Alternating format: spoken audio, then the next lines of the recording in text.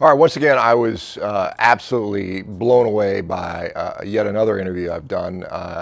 Yesterday, I interviewed a gal whose story was just utterly incredible to me in a number of ways, both in the amazing success she had, but also the frustration she had faced. And so this is a person named Lindy. She's from Australia.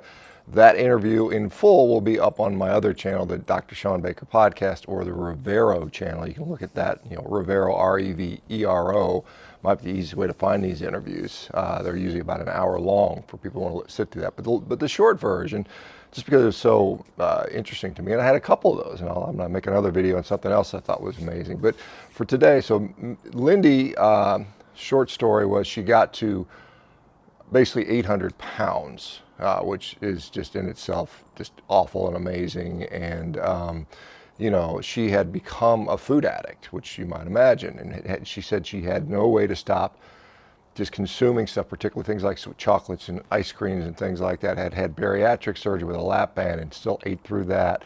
Got up to this 800 pounds point, and she was, I think, just about to turn 50. Her existence, as you might imagine, was limited and pretty miserable and housebound. And she said she would go to bed every night praying that she would not wake up, basically wishing for death to put herself out of this misery, which is, awful to think about. She finds the carnivore diet in January of 2022, so approximately 22 months ago. She started carnivore. She's now lost close to 500 pounds in 22 months. The weight came off very rapidly, began a lot of fluid shifts. She had lost, I don't know, something 200 or 300 pounds within just a handful of months, And now she is got her life back. She's alive. She's basically still, steadily losing weight, and has to get surgery to remove the excess skin, of course. But the thing that was just absolutely sad to me was, initially when she started this journey, she said, I'm going to get some labs. Met with a doctor, ordered labs. Labs are all over the place, pre-diabetic, crazy inflammation, all kinds of out of whack markers. And she goes back to this doctor after she'd lost in excess of 300 pounds, just amazing transformation. And labs were absolutely stellar at this point. Pre-diabetes reversed, and she'd lost all the weight. And the doctor looked at her and said, first of all, she didn't agree with her doing the carnivore diet from the get-go, but of course she had proven her wrong, as many times they do. But she looked at her and said, I am I'm setting up a bariatric clinic. When you fail, come and see me. When you fail. I mean, isn't that just horrible?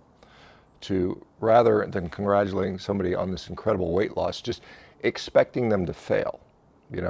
That to me was just flabbergasting. Someone would say that as a physician. Telling your patient, I expect you to fail, and here I am when you're there. And this is when I asked Lindy about why do you think you're not going to fail? And she said, for the first time in her life, she had found the so-called off switch that she could just say, hey, I don't want to eat this food. I've never had the strength.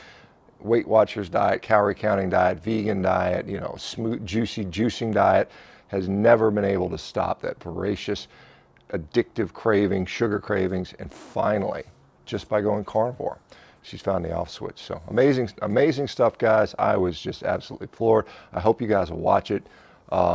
Let me know what you think about that. Do you know anybody that is addicted? That has been, maybe you yourself were addicted to sugar or processed food or something like that, and if so, I find, again, I think the carnivore diet is unique in that full abstinence, and the replacement with just such high quality nutrition makes all the difference in the world. Anyway, guys, hope you guys check it out. Thanks for subscribing, and I got some more to tell you later today. So anyway, take care. Bye-bye, guys.